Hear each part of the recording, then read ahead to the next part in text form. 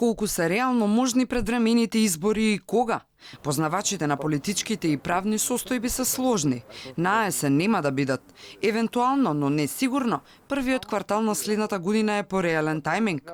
Ама има големо но. Заев ја испушти шансата да нив ги распише заедно со председателските избори. Прилично лошо стои од аспект на тоа што има направено во држава. Меѓу другото, затоа и го сака Министерство за финансии, за да може да со негов подпис да обезбеди пари, со кои што идната година би, например, сакате 100.000 денари плата лекарите, или 100.000 денари, тоа ќе бидат првата планот е тоа да бидат кредити со троцифрени бројки. Има и друга варијанта како да ги обезбеди тие пари и тука ќе се, додека тоа него постигне, нема воопшто да размислува за предвремени избори.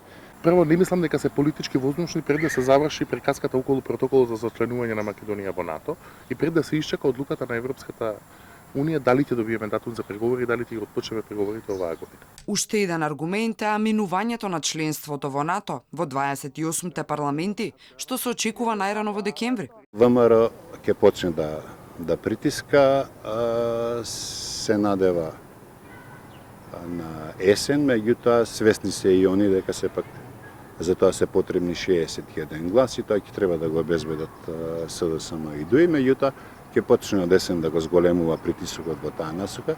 Ако тоа биде малку подоцна, например февруари или март, ако се почне пржинската влада, тогаш легуваме во еден термин кој е преблиску до терминот за редовни избори.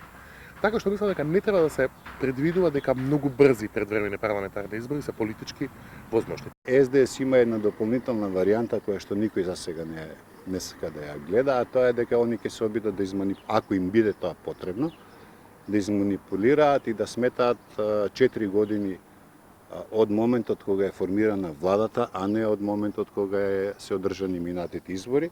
Иако изборите не се брзо реални, министерката Шекеринска е на терен меѓу граѓаните, со плакати и слогани. Ги убедува од исполниле се што ветиле како влада. Ако Заев биде пуштен из вода, односно ако си замине, за да може да го преземе местото, она е страшен кариерист, тоа го докажала во изминатите 20 години. Така што оваа кампања што ја води, не ја води во полза на владата или Социјалдемократскиот сојуз, ја води во своја полза. Мислам дека не треба да се мешаат државните и партиските функции, сега треба да се провери дали министерката била со државни ресурси на кампања или се шетала како партиски представник. Законски техничка влада е 100 дена пред изборите, но роковите може да бидат скратени доколку се гласа пред време.